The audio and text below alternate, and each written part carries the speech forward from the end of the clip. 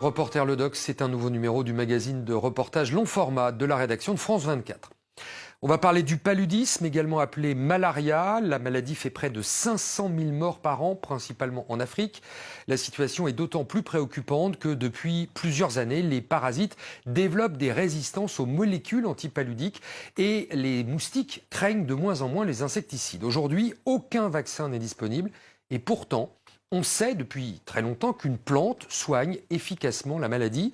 Cette plante, venue de Chine, qui s'appelle l'artémisia, est pourtant déconseillée par l'OMS et interdite dans un certain nombre de pays. Mais que cache cette interdiction? Peut-être les intérêts financiers des laboratoires pharmaceutiques qui ont fait de la malaria un business. En tout cas, le débat fait rage entre partisans et adversaires de cette médecine naturelle. L'enquête que vous allez découvrir se concentre sur Madagascar, où s'est rendu le réalisateur Bernard Creuset.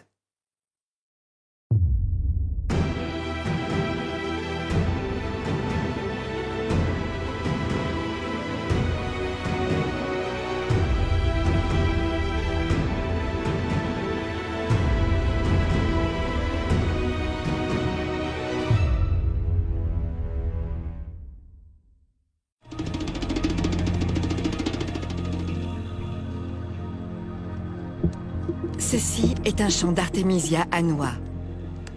C'est aussi un champ de bataille où se déroule l'un des ultimes combats contre la malaria. La maladie fait chaque année 500 000 victimes, en majorité des enfants. Nous sommes à Madagascar. Ces paysans récoltent l'Artémisia à Noix, une armoise originaire de Chine. Certains voient dans l'Artémisia une plante dangereuse. Elle est d'ailleurs interdite en France et en Belgique. Pourtant, elle n'est pas toxique et ce n'est pas une drogue. L'artémisia n'est dangereuse que pour ceux qui font de la malaria un business.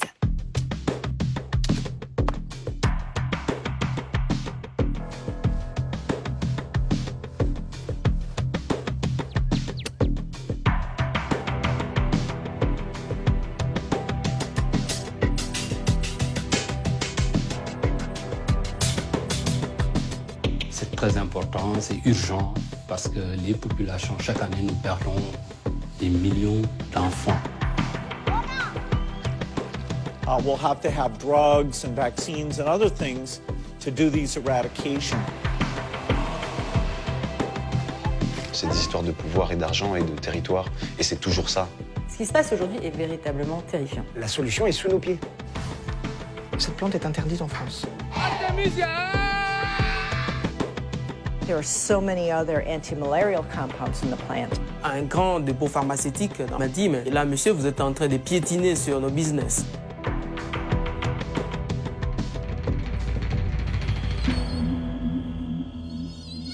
Pour comprendre les enjeux de cette histoire, une piqûre de rappel s'impose.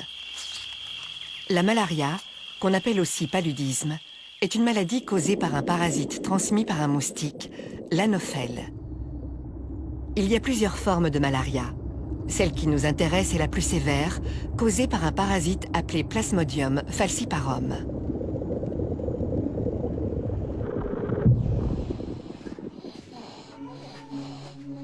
La maladie se manifeste par des fièvres violentes et des sueurs qui peuvent dégénérer en coma, à l'issue fatale.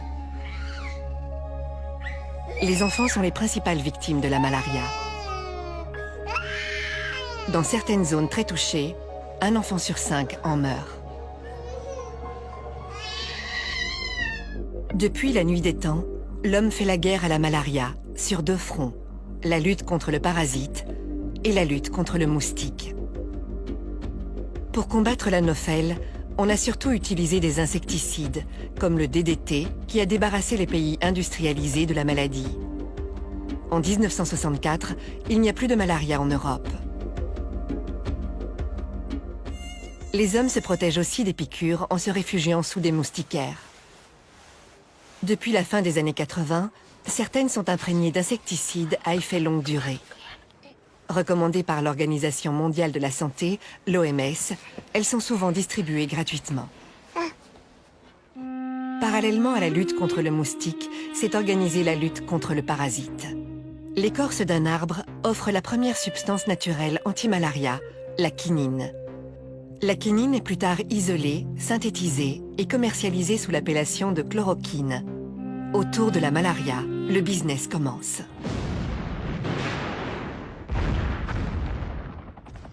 C'est la guerre du Vietnam qui va révéler l'existence d'un traitement alternatif. Les soldats américains prennent de la chloroquine pour se protéger de la malaria. En face, les troupes communistes n'ont pas de traitement et les combattants sont décimés par la maladie. Le dirigeant communiste Ho Chi Minh fait alors appel au grand frère chinois qui propose de lui envoyer une plante médicinale connue depuis des siècles en Chine, le Tsing-Hao, nom scientifique Artemisia annua.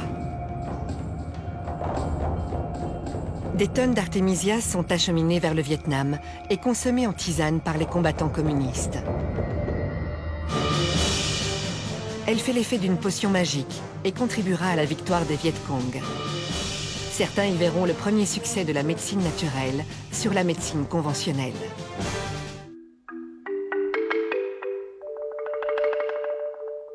Les Chinois lancent le projet 523, une vaste recherche qui vise à isoler les principes actifs des plantes médicinales, dont l'artémisia. Étrangement, les Occidentaux ne vont pas s'intéresser à cette plante. L'Organisation mondiale de la santé continue à recommander la chloroquine et autres dérivés. L'OMS estime que la chloroquine a fait reculer la maladie partout dans le monde. Mais son administration massive a aussi généré des résistances.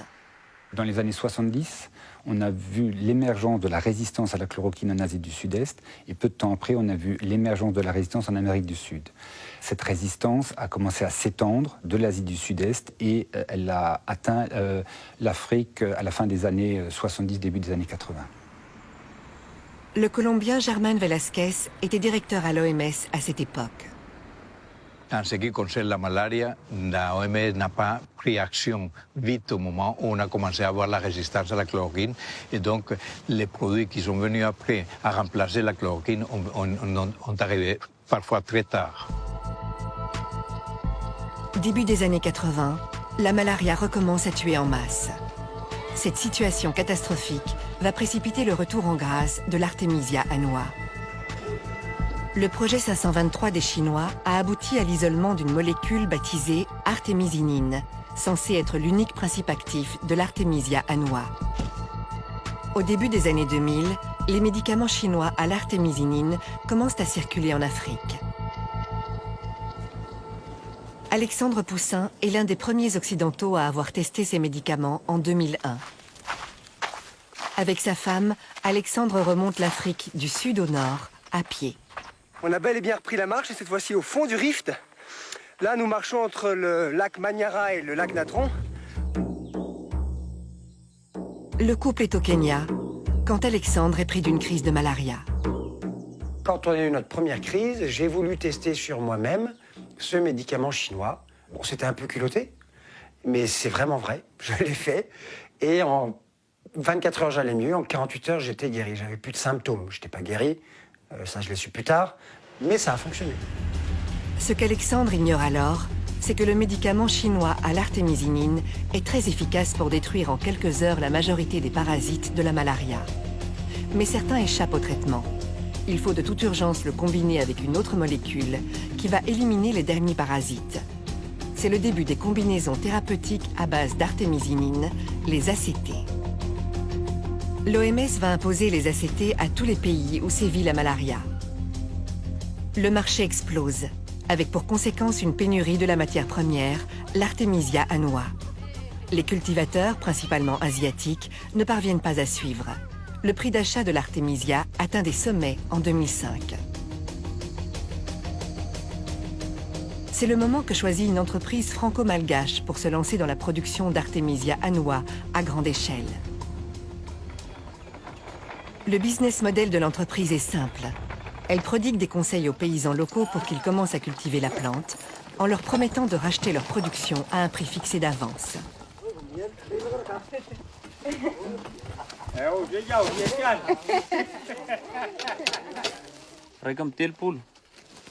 10 000 paysans malgaches se laissent séduire par la perspective d'un bon rendement, supérieur à celui du riz.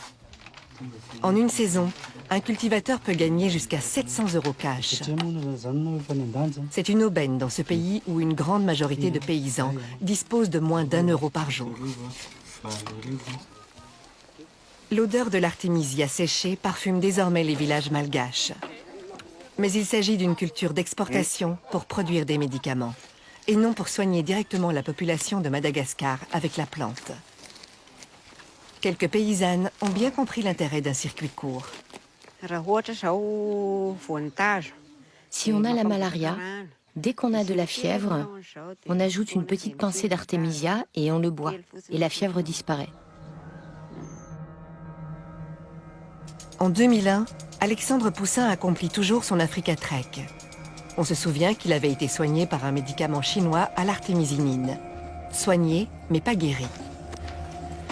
Il fait une nouvelle crise de malaria en Éthiopie. J'ai eu le falciparum, le neuropalu, et là on n'avait pas le traitement chinois. J'avais des signes aigus d'un paludisme qui aurait pu m'emporter.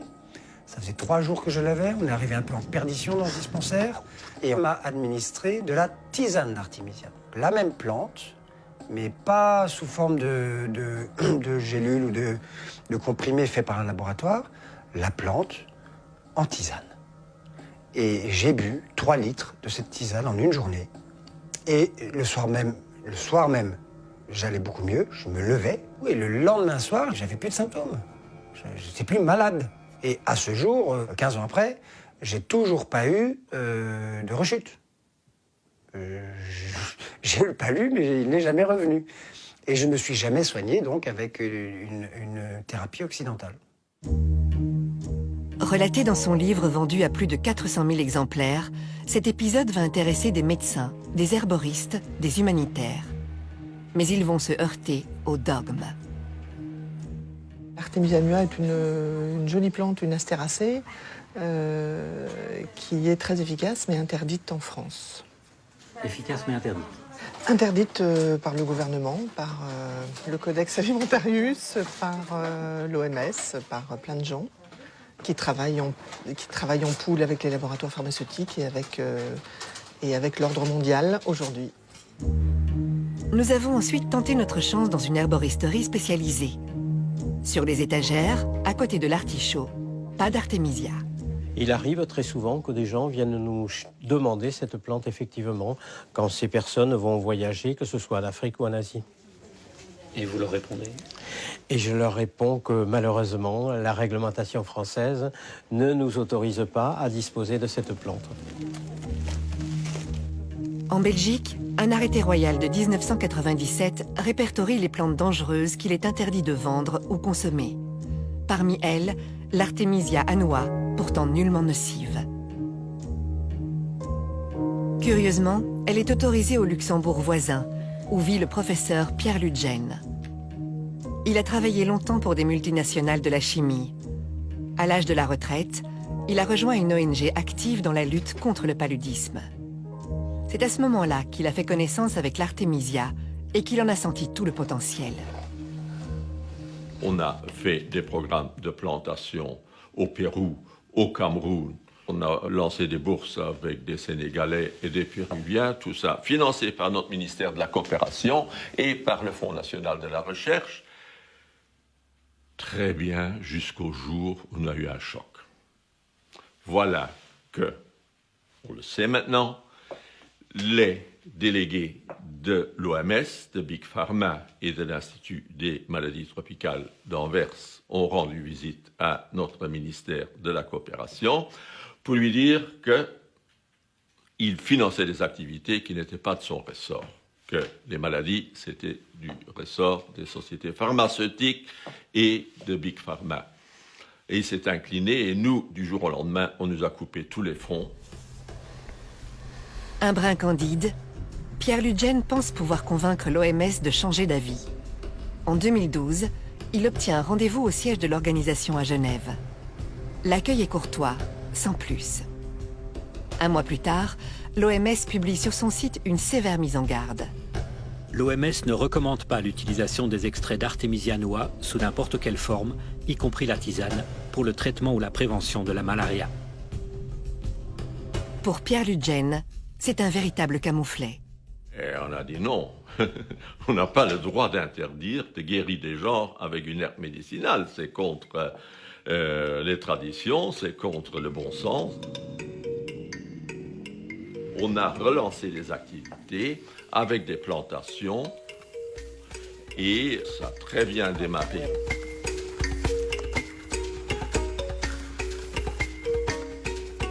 Malgré les réticences de l'OMS, des centaines de chercheurs travaillent aujourd'hui sur l'artémisia en Afrique, mais aussi en Colombie ou au Cambodge. Le soleil du Sénégal lui réussit particulièrement bien. Les scientifiques sont de plus en plus nombreux à s'investir dans la recherche sur l'artémisia parce qu'ils sont convaincus de l'efficacité de la plante pour soigner la malaria. Tous se demandent ce qui justifie la méfiance de l'establishment médical à l'égard de l'artémisia annua. L'argument le plus souvent invoqué est le sacro-saint principe de précaution. Tant qu'on ne connaît pas toutes les propriétés de la plante, il faut s'abstenir de l'utiliser. Mais ce principe de précaution est-il aussi strictement appliqué aux produits des firmes pharmaceutiques? Le Lariam est un médicament antipaludique qui continue d'être prescrit, alors que ses effets secondaires peuvent être dévastateurs, particulièrement chez les personnes sensibles. Autre question dans l'actu du moment, comment va Stromae? Le chanteur est KO physiquement, il vient d'annuler toute une série de concerts jusqu'au 2 août exactement, un silence assourdissant. J'ai subi des effets secondaires du Lariam. Ça m'est arrivé en 2015, en juin 2015. C'était dans le cadre de ma tournée en Afrique. J'étais stressé, j'étais épuisé. Tout prédisposé à péter un plomb, ça c'était sûr, mais l'accélérateur c'était le Lariam, quoi. Pendant le concert, je ne m'en rendais pas compte parce que j'étais persuadé de la folie dans laquelle j'étais. Évidemment, on n'a pas le recul. C'est de la paranoïa, c'est plein de trucs. Et puis mon frère a eu le déclic et là il s'est rendu compte qu'il y avait un truc qui allait pas. Et je pense que s'il n'avait pas été là, je me serais sans doute suicidé quoi cette nuit-là, ça c'était sûr. Je pèse bien mes mots quand je dis ça. Et s'il n'avait pas été là, je pense pas que je pourrais vous parler aujourd'hui. La star belge n'est pas la seule à avoir souffert du Lariam, dont le nom générique est Mefloquine. De très nombreux vétérans de la guerre d'Irak qui prenaient ce traitement ont connu des troubles psychologiques graves, allant jusqu'à commettre des meurtres gratuits. Plusieurs associations veulent interdire la molécule. Malgré des effets secondaires redoutables et des procès dans plusieurs pays, la mefloquine figure encore sur la liste des médicaments essentiels recommandés par l'OMS. Dans le même temps, l'organisation refuse de reconnaître les vertus thérapeutiques de l'artémisia annua, pourtant inoffensive. 2 poids, 2 mesures. Cette inertie des institutions et ce désintérêt de l'industrie pharmaceutique pour une maladie de pauvres va amener plusieurs âmes charitables à prendre les choses en main. À Paris, nous avons rencontré le docteur Lucille Cornet-Vernet, une orthodontiste très impliquée dans la promotion de l'artémisia et amie d'Alexandre Poussin. Alexandre nous a reparlé en fait de sa guérison par la tisane d'artémisia en Afrique lors de son périple. Et là, je me suis rendu compte que c'était une histoire qui était vraiment vraie. C'est-à-dire que cette tisane d'artémisia annua soigne vraiment le palu. Et aujourd'hui, le problème principal qu'il y a, c'est que il n'y a rien dans ce monde, en fait, aucune institution qui est capable de faire les études et puis ensuite de diffuser cette thérapeutique par une plante. Et tout a démarré en fait de là. On s'est dit chiche, on monte une association pour pouvoir développer en fait la culture de l'artémisia en Afrique. Des dizaines d'associations similaires se créent partout en Europe afin de promouvoir l'artémisia. Ces initiatives sont la cible de critiques parfois virulentes de la part de ceux qui défendent le principe de précaution. En 2012, le célèbre Institut de médecine tropicale d'Anvers prend position contre l'utilisation de l'artémisia annua. On n'est plus au Moyen-Âge. Utiliser des infusions ou des gélules dont la quantité de produits actifs n'est pas connue est, à mon avis, irresponsable. Je n'oserais jamais donner ceci à mon propre enfant, parce que je ne suis pas sûr qu'il va guérir et qu'il pourrait mourir du paludisme, pourquoi est-ce que je devrais le donner à quelqu'un qui vit en Afrique? En Afrique, justement, des chercheurs mènent des études de terrain pour prouver que l'artémisia est efficace et sans danger.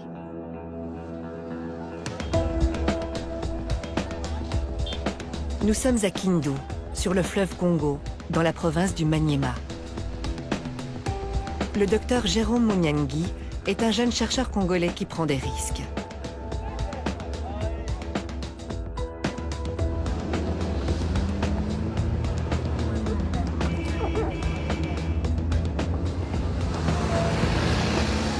Après 3 heures de piste, le docteur Munyangi est accueilli comme l'enfant prodige dans son village natal. Artemisia!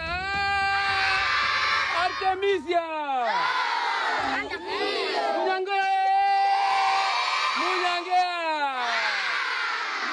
Les écoliers font la fête à l'homme qui les débarrassera peut-être de la malaria.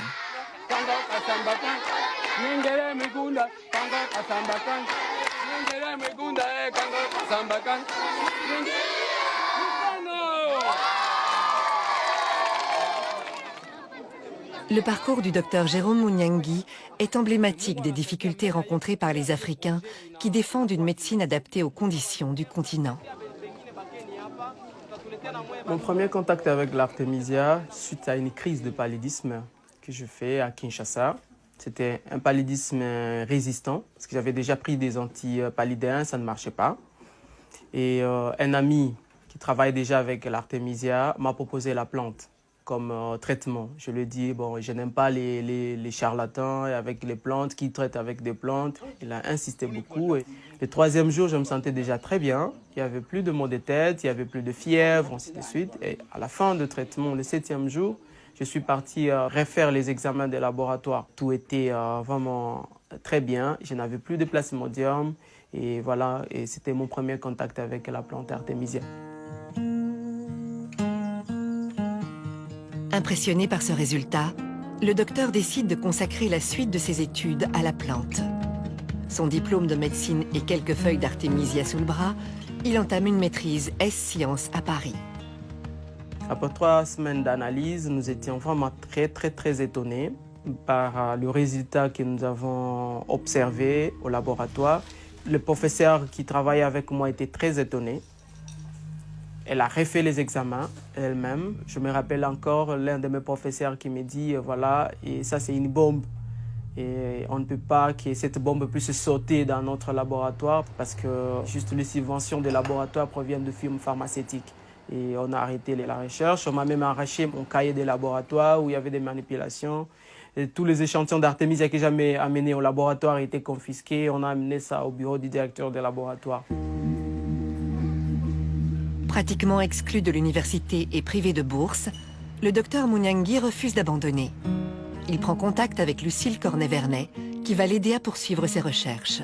Nous avons décidé ensemble en fait, de monter une grande étude aux normes de l'OMS. Donc c'est un peu compliqué, c'est randomisé en double aveugle, etc.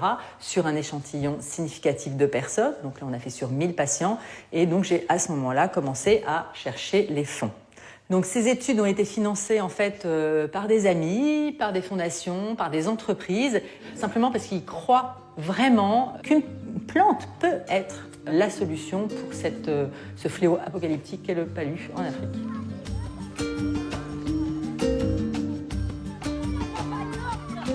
Une fois le financement acquis, le docteur débute l'étude au Maniema.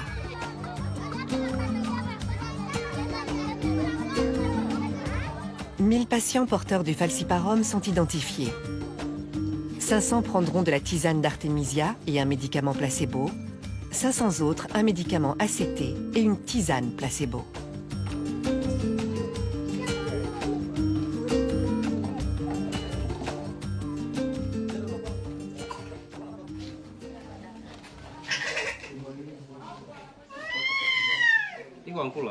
Le docteur Michel Idumbo est l'investigateur principal de l'étude. On diagnostique le paludisme, on prélève l'échantillon, donc le sang, avant le traitement, puisque ce sang-là devrait être examiné à un laboratoire du niveau supérieur, là où on peut, donc on peut faire la numération des charges parasitaires. Et à ce moment-là, on mettait de façon aveugle un groupe de malades sous la tisane et un autre groupe de malades sous les ACT. Et nous avons fait 4 mois en train de récolter les données chaque jour. Donc avec les ACT et la tisane, les deux avaient un bon résultat clinique. Mais quand vous faites la parasitologie, vous allez trouver que les malades qui étaient sous tisane, il y avait disparition de la charge parasitaire. Mais tandis que les malades qui étaient soumis sous traitement ACT, il y avait encore des parasites dans l'air sang, même si leur état clinique était déjà amélioré. Oui. Les résultats sont en effet spectaculaires. Alors que les médicaments ACT sont jugés efficaces à 80%, la tisane affiche un score de 97%. Et sans effet secondaire, contrairement aux médicaments. Le résultat était surprenant, positivement, et c'est là que les ennuis commencent avec la médecine conventionnelle. Quel genre d'ennui? Le premier ennui, c'est l'interdiction. À la fin de l'étude, nous devions organiser une conférence. Lorsque nous avons remis le résultat au médecin-chef des zones, tout de suite, il s'est interposé. Il a dit « J'interdis, cette conférence n'aura pas lieu et je préfère que Jérôme puisse se taire et pas communiquer ses résultats à la population. » Ils ont vu que la tisane avait un meilleur résultat que les ACT et on nous a fait montrer que les différentes firmes pharmaceutiques risquent de couper leur appui. Et on a trouvé qu'il y avait orgueil, on m'a démis de mes fonctions. À votre avis, d'où viennent ces ennuis? À mon avis, les ennuis viennent de firmes pharmaceutiques. Qu'est-ce qui vous permet de dire ça? Après les publications des résultats, on a dit aux patients que voilà, la tisane était efficace et eux-mêmes l'ont observé. Et là, les patients n'achètent plus les ACT en fait. Nous devenons de plus en plus gênants. J'étais interpellé par un grand dépôt pharmaceutique à Kindu qui m'a dit mais nous avons les ACT, on n'arrive plus à les vendre vraiment à cause de votre étude. Et là, monsieur, vous êtes en train de piétiner sur nos business. Lorsque les médecins congolais parlent des firmes pharmaceutiques, ils ne font pas référence aux multinationales cotées en bourse. Les pressions s'exercent au niveau provincial. Ce n'est pas Big Pharma qui est à la manœuvre, mais les dépôts pharmaceutiques locaux.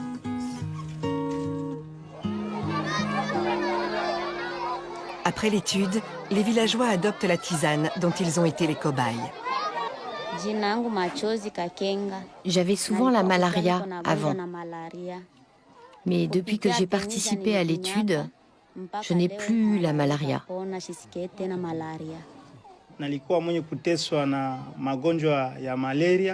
Moi, j'ai toujours eu la malaria.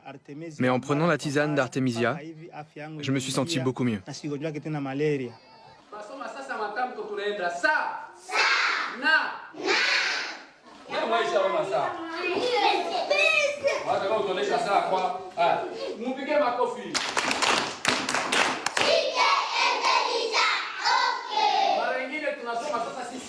En 2016, à l'école du village, une autre expérience a été menée pendant 6 mois.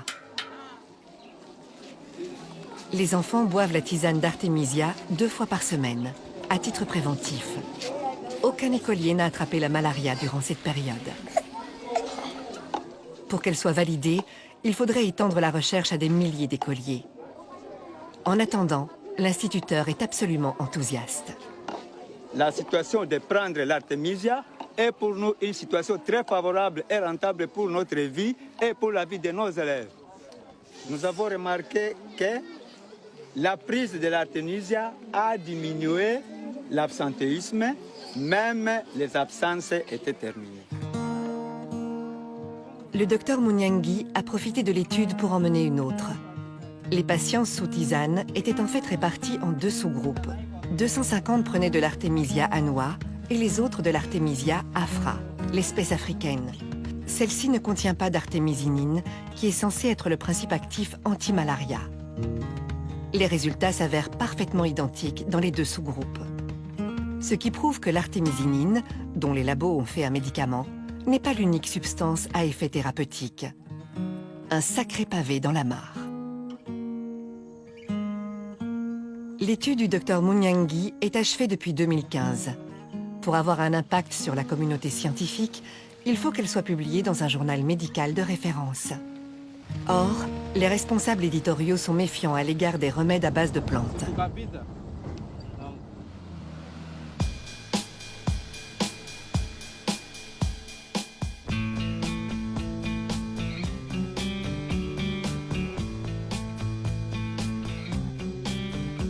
Les Africains ne sont pourtant pas les seuls à révéler les vertus de l'artémisia. Au Worcester Polyclinic Institute, à 1 heure de Boston, nous avons rencontré le professeur Pamela Weathers, qui s'intéresse à l'artémisia annua depuis 25 ans. Au départ, elle n'étudiait que l'artémisinine. Nous avons toujours été intéressés par l'artémisinine et nous étudions encore sa biosynthèse. Mais aujourd'hui, nous savons que l'ensemble de la plante favorise la pénétration de l'artémisinine dans le corps. Et nous avons vu aussi qu'elle contient beaucoup d'autres composants anti-malaria. Et donc, nous adoptons maintenant une approche beaucoup plus holistique. Cette plante est passionnante parce qu'elle contient plus d'un médicament, plus que 2 ou même 3. En fait, elle en contient probablement une dizaine.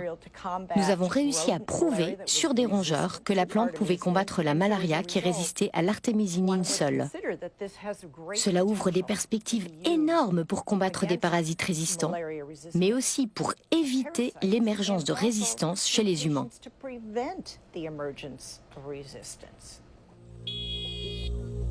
La question de la résistance divise les deux camps qui s'affrontent aujourd'hui. Pour ou contre l'artémisia. Les sceptiques pensent que l'utilisation de la tisane à grande échelle pourrait générer des résistances, préjudiciables à l'efficacité des médicaments ACT.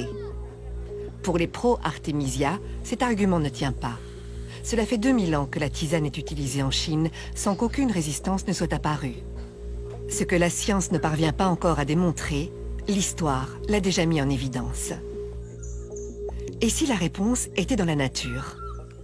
L'artémisia annua et sa cousine africaine sont en fait des polythérapies. C'est la combinaison de leurs différents composants qui donne aux plantes leur pouvoir thérapeutique.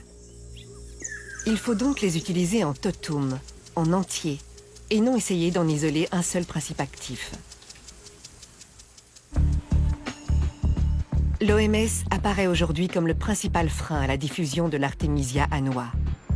Officiellement, à cause du principe de précaution, mais peut-être aussi pour des raisons politiques et financières. Il y a exactement 25 ans, le budget de la OMS, plus de 50% étaient les contributions publiques obligatoires des pays membres de la OMS. Aujourd'hui, une vingtaine d'années après, il y a seulement les 18 ou 20% de contributions publiques, de telle façon que le secteur privé, fondations comme la Fondation Bill et Melinda Gates, ont pris le contrôle de l'organisation. Les premiers 50 ans d'existence de l'industrie pharmaceutique, on a développé des médicaments qui guérissaient les maladies. Depuis une vingtaine d'années, l'industrie pharmaceutique produit des médicaments pour traiter les maladies, des traitements mais pas pour guérir. Peut-être parce que c'est beaucoup plus rentable d'avoir un malade qui est un client. L'objectif est d'abord des profits avant des intérêts de santé publique. En juin 2016, Bill Gates faisait une déclaration solennelle. Sa fondation s'engageait à éradiquer la malaria de la surface du globe en une génération. Il va nous falloir des médicaments et des vaccins pour mener à bien cette éradication d'ici à 2040. Cette déclaration a été faite conjointement avec celui qui était alors le ministre britannique des Finances. On aurait imaginé que le ministre de la Santé soit plutôt concerné par une maladie, mais c'est bien de finances qu'il s'agit. Car pour éradiquer la malaria, la Fondation Gates promet d'investir 4 milliards d'euros. Nous avons contacté la Fédération internationale des fabricants de médicaments pour lui demander sa position sur l'artémisia. Réponse : Nous ne sommes malheureusement pas en mesure d'intervenir dans votre documentaire. Nous n'avons pas trouvé d'experts disponibles pour témoigner sur ce sujet. Nous avons également insisté pour connaître la position actuelle de l'OMS vis-à-vis de la plante qu'elle avait déconseillée en 2012. Nous avons reçu cette réponse laconique. nous ne pourrons pas répondre à vos questions concernant la médecine alternative. Décidément, l'artémisia n'est pas prête de pousser dans les jardins de l'OMS à Genève. Partout ailleurs, elle continue de se propager.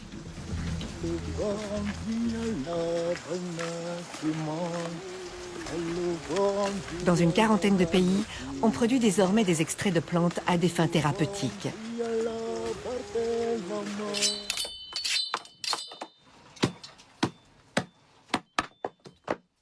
La filière de l'artémisia n'est pas seulement bénéfique pour la santé, elle l'est aussi pour l'emploi. Ce sont des dizaines d'hommes et de femmes qui ont trouvé du travail dans un nouveau secteur.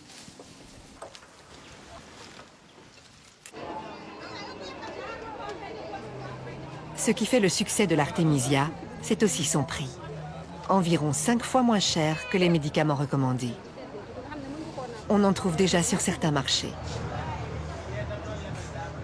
Avant, on achetait des médicaments de la pharmacie. Ça coûtait très cher. Ça... Et puis quand tu avais le palais, quand tu buvais ça, ça ne te guérissait pas tellement là. Mais avec la venue de la tisane c'est moins cher et puis ça guérit vite. Je vous dirai tout de suite que moi-même, j'utilise cette plante en famille, depuis des années déjà. Ça, c'est du point de vue personnel. Je l'ai conseillé à des collègues, des scientifiques, qui l'utilisent.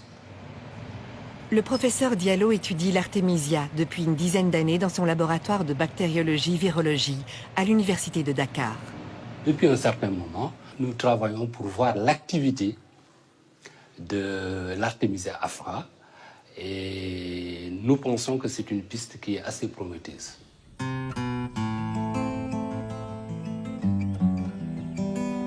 Dans les plantations du Sénégal et ailleurs, la recherche se concentre désormais sur l'artémisia afra, l'espèce africaine qui ne contient pas d'artémisinine. Elle ne peut donc pas induire de résistance aux médicaments ACT.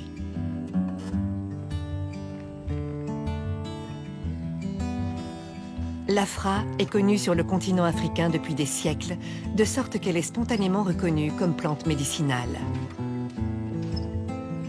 Et puis, elle est plus facile à cultiver que la noix.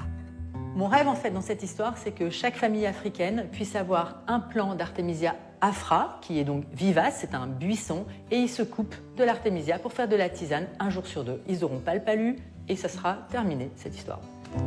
Les acteurs de terrain sont persuadés que l'artémisia finira par s'imposer, non pas contre l'avis des tenants de la médecine conventionnelle, mais avec leur assentiment.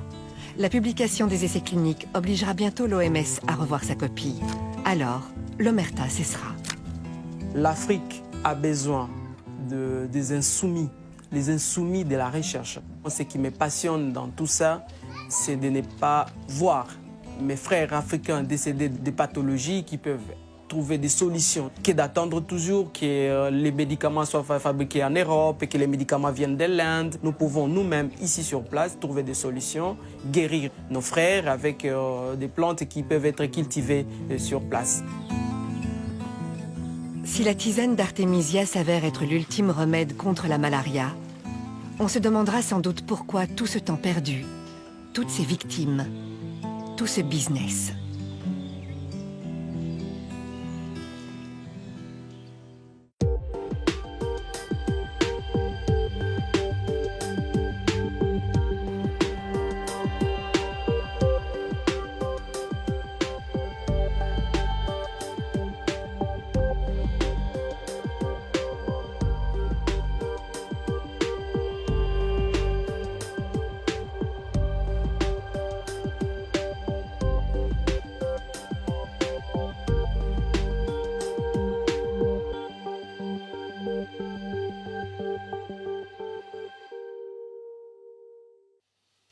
Reporter Le Doc, c'est fini pour aujourd'hui. On se retrouve la semaine prochaine pour un nouveau numéro de Reporter sur France 24.